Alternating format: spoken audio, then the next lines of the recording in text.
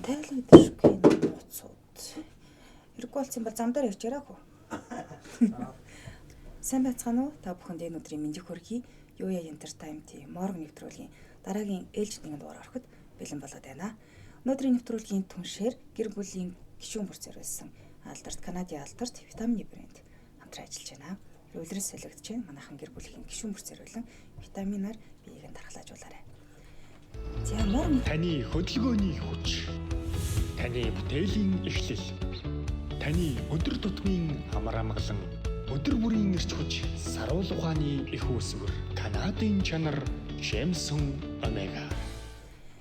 За морг нэвтрүүлгээр та бүхэндээ далд ертөнц, дээрээс нь сүнс өдөр тийм ээ маш олон зүйлсийн талаар ярилцж байгаа. Хэрвээ та энэ талаар сонирхдог, магадгүй судалдаг бол хамтдаа оролцоод энэ нэвтрүүлэгт оролцоод зочноор оролцох бүрэн боломжтой байдаг шүү. Тэрийг бас хэлчихье.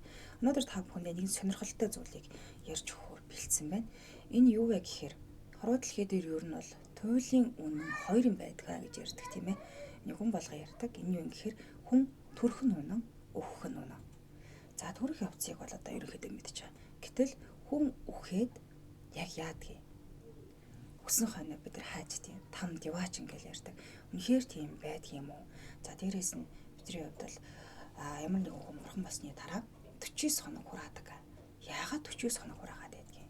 Энд ямар нэгэн шашин шүтдэггүй байлаа ч гэсэндээ бид нар хоног хурааж буй үлддэг. Тэгвэл энэ Dijun Powran гэдэг хийд байна. Энэ хийдээс гаргасан нэгэн одоо судалгааны ажил гэх юм уу тийм байна. Энэ дээр юу гэж үтсэн юм бэ гэхээр хүн үхлийн дараах 49 хоногт яг юу туулдаг вэ гэдгийг маш сонирхолтой байдлаар бичсэн байлээ. Тэгэхээр итгэх итгэхгүй таны хэрэг авахгүйх ухаанаар хандаарай. Энийг та бүхэндээ хүргэе. Бид энэ удаа яг үхлийн дараа тийм ээ хүн үхсний дараа 49 хоногт юу болдгийг энэ тайллыг өгүүлсэн Барда Тойдл гэдэг ховор наймтан судар байдаг юм байна. Тэгэхээр энэ судраас та бүхэндээ төлөвлөж байгаа гэсэн. Энэ судар нь хүний оршихуйн нууцд хүрэх түлхүүр гэж үздэг байна. За Бардор Тойдлыг үгчлэн орчуулбал яг юу гэсэн үг юм бэ гэсэн. Сонссны хүчээр чөлөөлөгдөх гэсэн утгатай юм байна. Энэхүү судар нь төвдийн эрдэмтэн мэрэгдийн олон зуун жилийн туршид үе дамжин цуглуулсан баримтуудаас бүрддэг байна. За энэ судрыг нас нөхчөж буй хүнд буюу нэгэнт өнгөрсөн хүнд уншиж өгдөг байсан ч гэсэндээ за зөвхөн дээгүүр зиндааны тийм ээ ламнар л унших хэрэгтэй нууц судар байсан. За бүх ламнар энийг болгож уншиж чаддаг байсан юм аа л та. За энэ судар тэмдэглэснээр бардын 6 шат байдаг гэж байна. 3-ыг нь хүн амьдаа үзэж, 3-ыг нь харин нас барсныхаа дараа туулдаг тухай өгүүлсэн байдаг байна. Ингээд Барда Тойдлоос зөвхөн зайлшгүй чухал буюу бид нар мэдэж авбал хэрэгтэй юм уу гэсэн зүйлээс нь товчлон гэд бичснийг нь та бүхэндээ хүргэе. За Чика Бард буюу үхлийн мөчийн бард гэж байгаа. Энэ нь нэгдэх шат буюу альва амьтан ам тавих мөчийг хэлж байгаа юм. За энэ үеийг юу болдгийг гэхээр доорх үхлийн шинжүүд мэдрэгдэж эхэлдэг гинэ. Ямар шинжүүд өөрт мэдрэгдэх вэ гэхээр бүх бие хүндрээд чихүү төсгөрч хүүтэн том боно буюу бие хурж эхэлж байна. Тийм ээ, ер нь бол хүүтэн болоод эхэлдэг. За нэг бол маш их хэмжээгээр халуун оргиж эхэлдэг юм. Ийм хоёр эсрэгцэл явагддаг юм аа л та. Халуун оргиж эхэлнэ. Нэг бол хүүт тагдаг. За тэгээд дээрэс нь нүдний өмнө харанхуулан гал бодорч үзэгддэг гэсэн байна. За энэ бүхэн үхэлд бэлтгэгдэж байгаагийн шинж тэмдэгэ. Гэж энэ одоо сударт дээр бичсэн байт юм байна. Ингээд удахгүй нүдэнд чинь гал бадран Чикай Бардад шилждэг. За энэ үед анхааралтай байж бодлоо төвлөрүүлэн сайн сонсч сайн харах хэрэгтэй гэж байна. За мөнхийн гурвал болох Кай буюу Тахарма Кай. Энийг болохоор үүлийн үе юм байна. Тахарма Кай гэдэг нь үүлийн үр. За Сампхо Кай нь болохоор цэцэн ухаан.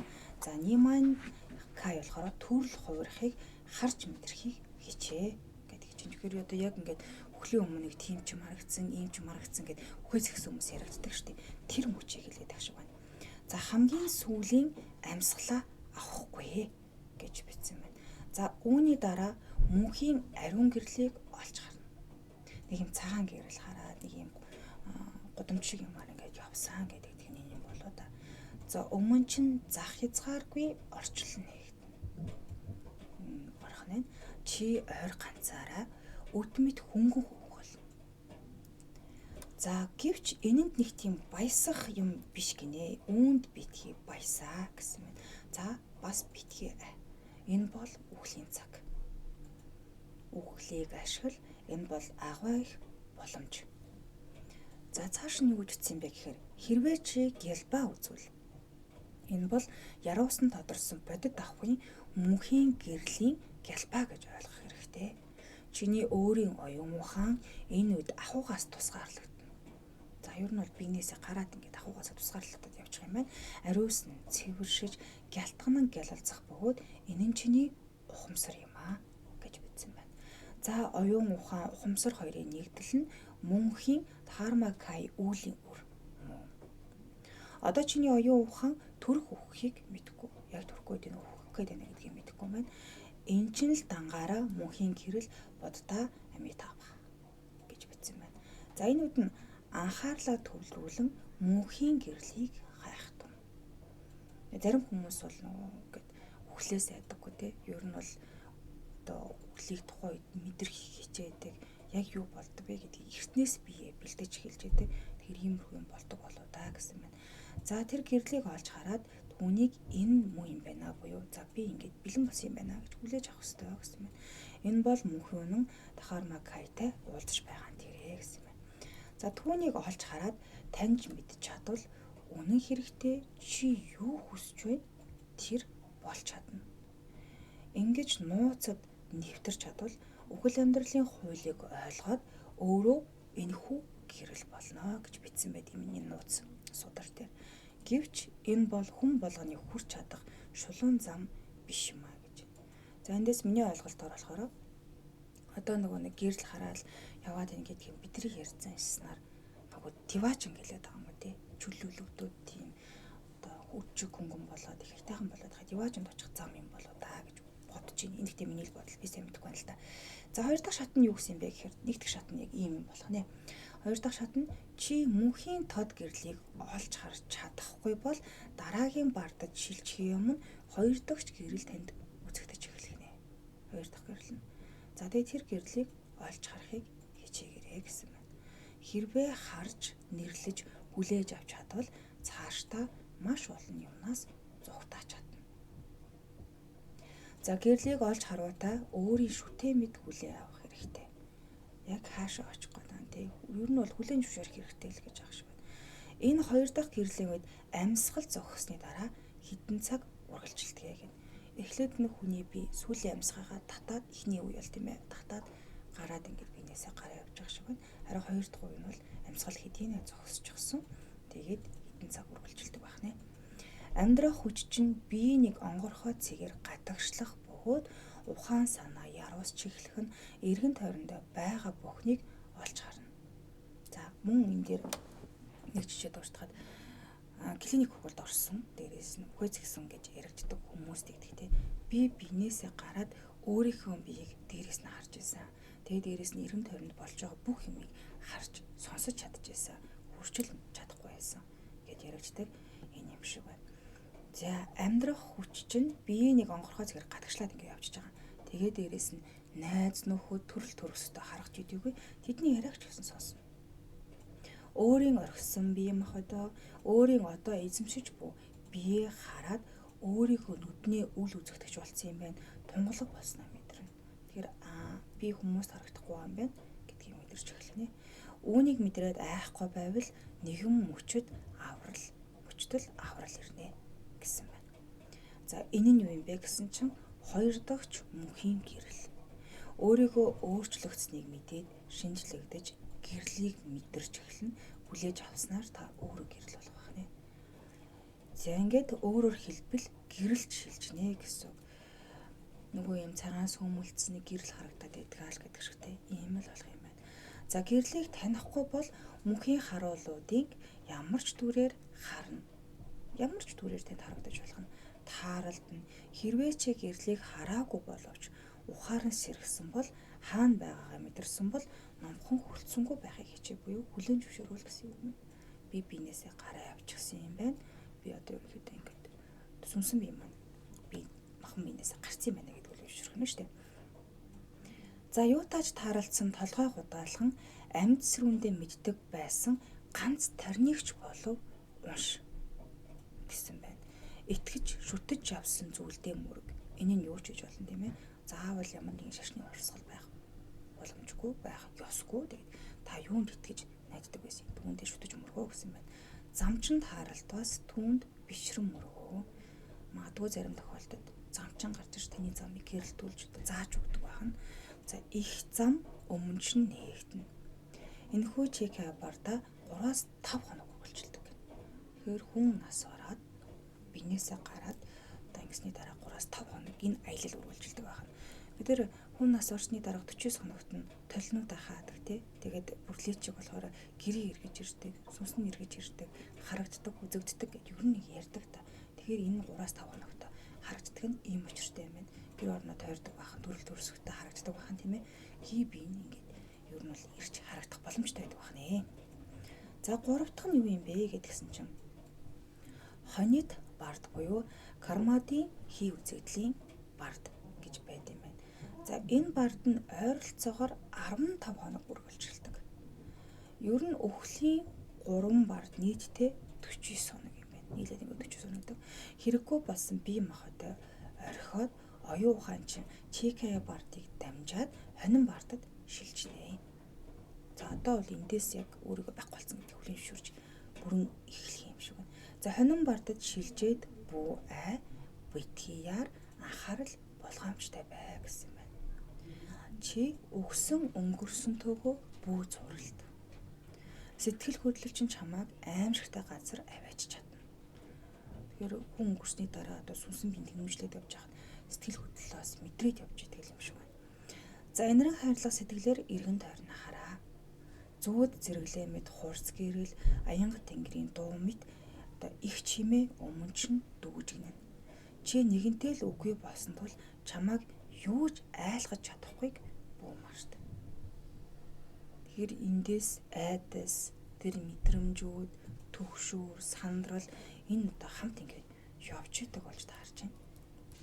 Тэгээд эндээс нэг сони юм юу ингэ гэсэн чи хүссэн зүйлдээ хувирч чадна. Энэ үед хувирч чаддаг юм байна. Энэ дуу чимээнд хувирч нэгт.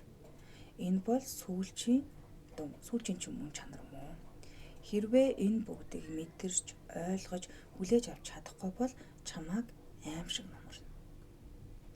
Мэс цөмөрөн мэд гай зовлонгийн өөр ертөнц рүү унаж мэднэ гэсэн байна.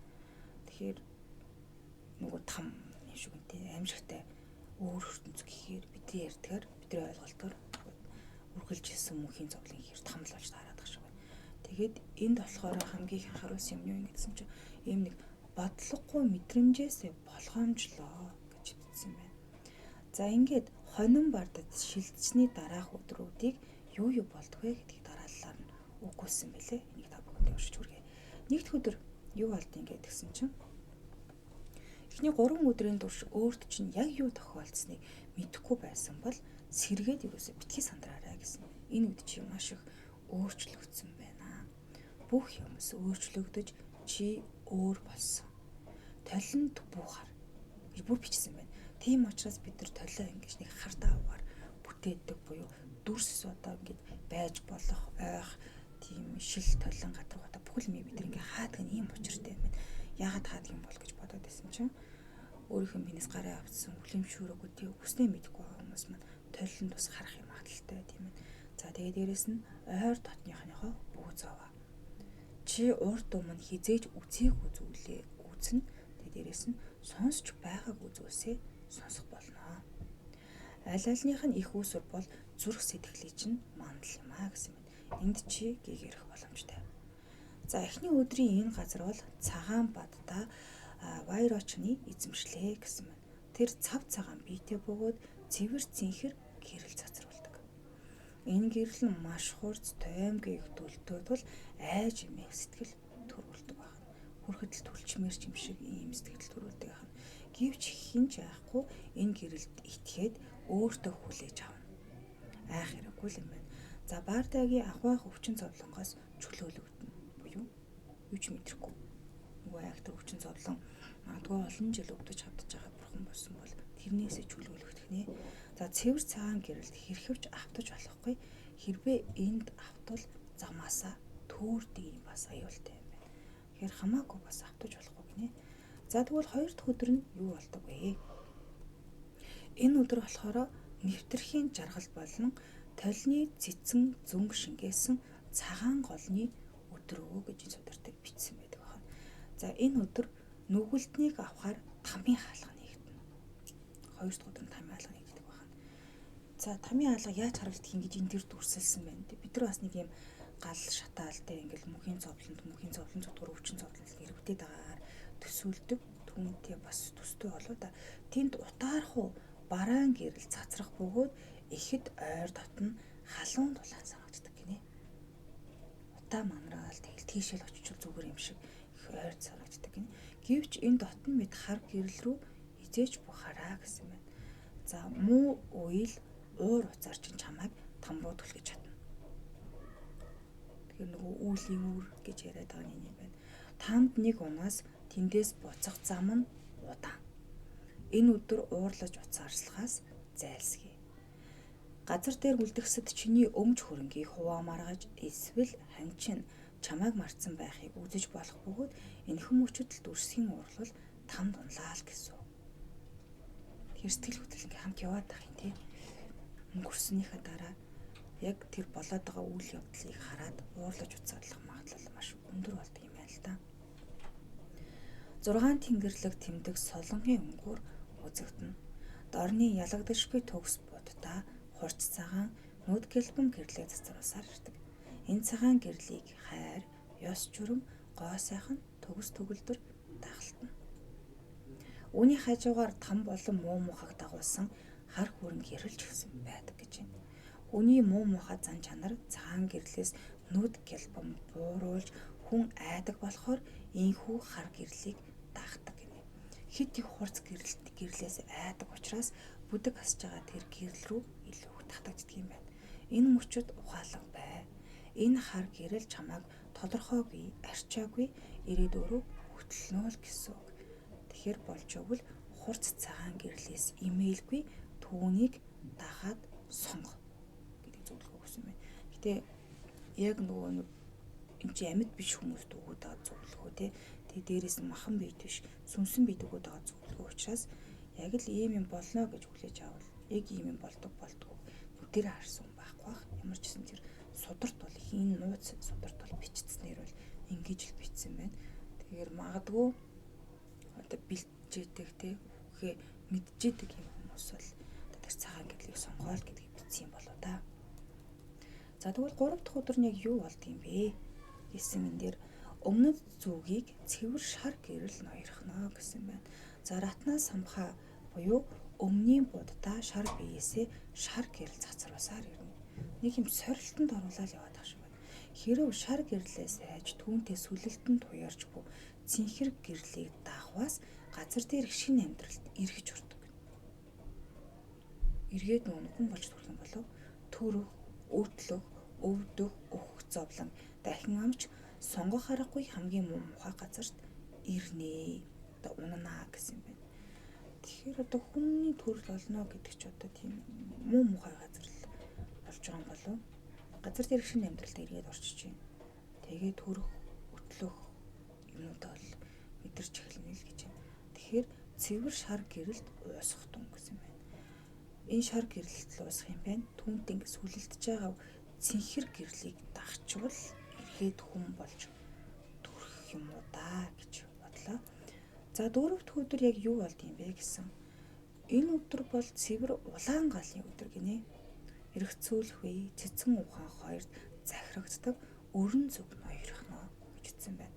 Өрнийг эзэгнэгч бүхнийг мэддэг одоо боддаа амитаба хүлцэл ач буян дуухур гал зэрэг дагуултайгаа хурц улаан гал баатруулсаар ирдэг байна. Хорвоогийн амьдралтай холбоотой нэгэн хэмээн бүдэг улаан гэрэл тагалтдаг юм байна. Гэхдээ энэ бүдэг улаан гэрлээс зүгт гэж хэлсэн байна. За учир нь энэ гэрэл нүглээ намжлаагүй заяа муута сүнснүүдийн оронд аваачна. Нүглээ намжлаагүй Аяамуудаа сүнснүүдийн орон гэж байгаа нь бид бүхний хэл зайснаар дундын төв буюу дээшээжгүй доошоочгүй гатсан сүнснүүд гэж ярьдаг тий. Энд л очих юм байна л та. За энэ өдөр үс хонцсон хайр сэтгэл буюу газар дээрх амьдралдаа хорогдсон аль нэг тэмүүллээс болж хий үзэгдэл буугч өтгөр буюу азгүй сүнснүүд төрдөг бахнэ. Төрлөө олоогүй одоо ингээд гаццсан ийм сүнснүүд гэж яригдаад байдаг нь ийм учиртай юм байна. За тэр цаашдаа бардыг туулж авралт хүрч чадахгүй гэсэн байна. Яаж ч болдоггүй те. Сүнс хорогдсон газрууд гэж яриад байдаг. Ийм учиртай юм байна л да. Тийм учраас хурц улаан галыг сонгоо гэж бичсэн байна. За тэгвэл 5 дахь өдөр юу болдог вэ? Олон өдөр янз бүрийн олон өнгийн гэрэл туяардаг юм байна. Хойд цөгийн цэвэр ногоон гэрэл туяарч хойд цөгийн буддаа амака ситхи буюу чин зоригт гүйцэлдүүлэгч буддаа заларнаа гэсэн байна. За хурц ногоон гэрэл нь хар дах үйл итгэх атажтууны цайвар ногоон гэрэлтэй сүлбэлтэн. Үний орчлон туулжуулах муу муха бүхнийг бас ингээд туулаад ингээд явдаг юм байна. За энэ бүдэг ногоон гэрлийг сонгол үргэлж дайсагнын тэмцэлдэгч хар санаад аваргуудын оронд очих тул болгоомжлох туун гэж. Тэгэхээр хөтөрхөө дээр энэ олон одоо сүнсний ертөнц байдаг үгүйг мэдэхгүй ч гэсэндээ магадгүй байдаг бол бас айхтарл юм. Тэгэхээр хурц ногоон гэрлээс бүвэ зоригтой хүлээж ав гэж байна. Тэгэхээр бүх өдөр болгоно гэрэл ирж байна. Тэ тэр гэрэл нь хоёр сонголтоор явдаг. Нэг бол хурц, нэг бол бүдэг байгаа дээ. Болж игэл дандаа хурцуудыг сонгох хэрэгтэй болоод байл та. Бүдэг нь бол ерөөсөө тийм сайн замаар аваачгүй байх шиг байна. За 6 дахь өдрийг болтгоо. Бүх тэнгэрлэг тэмдгүүд болон чиний гэрлэн бүтцийн нууцуд нэг нэгээрээ чамд цоврон үзэгдэж эхэлнэ. Чи өөрийгөө таньж мэдэж ямар байсан тэр хിവэрээ үлдэж чадлаа гэсэн байна. За 6 дахь өдөр ус, гал, хий, шараа махбод дийлрэл болсон шар, ногоон, цагаан, улаан гэрэл гасан. За энэ өнгөнүүд ийм учиртай юм байна. Бүгд өөр өөр ингэс учиртай. Ус, гал, хий, шороо юм байна штэ. Тэгээд шар, ногоон, цагаан, улаан гэрэл гасдаг. Тэдэнтэй нэгт. Тэднийг хайрал, тэдний сашгүй нэг хэсэг нь бол өөрийгөө анхдаж төрөөгүй бодлын тэр байдалд буцааж орвол чамд ямар ч эхлэл, дүгнэлт, тодорхойлолт байхгүй. Цоо шинхэн өнгө болж байгаа шиг байна. Хүн гэхэд сүнс гэх юм уу те. Энэ гэрлийн аль нэгийг нь сонгож болохгүй гинэ. Бүгдд нь адил хандаж өөрийн чинь тусгал болсон тэднийг хайрлах хэрэгтэй юм байна. Ороод дэлхий дээр амьдарч ирсэн үнэн буюу тэр тавыг тавлан ингээд энэ бие махбодоо бүгдийг нь хайрлах хэрэгтэй юм байна л та. За энэ юу юм бэ? 1 2 3 4 юм байна шүү. Яал нэг их нөрөөсөө сонгож болохгүй. За энэ тод гэрлээ хажуугаар бүдэг гэрэл туснаа. Тэдэнд битгий автвал итгэл авралгүй өөр ертөнц рүү унаа гэнэ. Тэгэхээр дандаа тод гэрлийг сонгох гэдгийг энэ зөвлөдөг. Ийхүү бурхантай өөрөө өөртөөгөө нэгдэж чадвал бүх нууцад нэвтэрч чамд мэдэхгүй зүйл гэж байхгүй болно. 6 дахь өдөр бол өөрийн сэтгэлийн чармыг таних мэдэх сүүлчийн өдрөө хэмээн бичсэн байна. За тэгэхээр зарим юмыг нь нарийн сайхан тайлбарлаад ингэ мэдхийг бол өөрснөө одоо мэрэгжлийн тэ номын мэддэг хүмүүсээс асуух хэрэгтэй юм байна. Гэхдээ маш сонирхолтой буюу энэ дээр сүнсэн биений 40 соногтой яг юу туулаад байгаа вэ гэдгийг бичсэн байна. Тэгээд энгийн ойлгомжтой, энгийн хүмүүст сонсоход ойлгомжтойгоор бичсэн байна. Тэгэхээр өнөөдөр та бүхэндээ Дэчин Паврон хийдээс гаргасан одоо энэ хүн өвлийн дараах 40 соногт юу тулдаг вэ гэсэн судалгааны тийм ээ энэ юу юм гэхээр баардад тоодл хэмээх ховор судраас ингэж бичснийг та бүхэндээ хүргэлээ. Энийг 2 хуваа та бүхэндээ 6 дахь өдрийн өгсөн бол дараагийнхаа дугаар дээр 7 дахь өдрөөс үний тэр сүнсэн бид юу тохиолддог вэ гэдгийг үргэлжлүүлэх хүргэе. Магадгүй энэ тал дээр илүү дэлгэрэнгүй тайлбар мэдээлэл өгөх тийм ээ. Лам хуурайг тийм одоо ямар шашинтай бэ энэ талыг судалдаг бол та надад чөлөөтэй ярилцах боломжтой шүү. Энэ төргөд өнөөдрийнхөө нэвтрүүлгийг өндөрлөе. Нэвтрүүлгийн хамтран ажиллагчаар Канадын алдарт гэр бүлийн гишүүн мөрцөөрсөн Джеймсон Брэнд байлаа. Дараагийнхаа дугаараар эргэн байрт харуулцъя. Таны хөдөлгөөний хүч, таны бүтээлийн эхлэл, таны өдөр тутмын амар амгалан, өдөр бүрийн эрч хүч, саруул ухааны их үүсвэр, Канадын чанар Джеймсон Омега.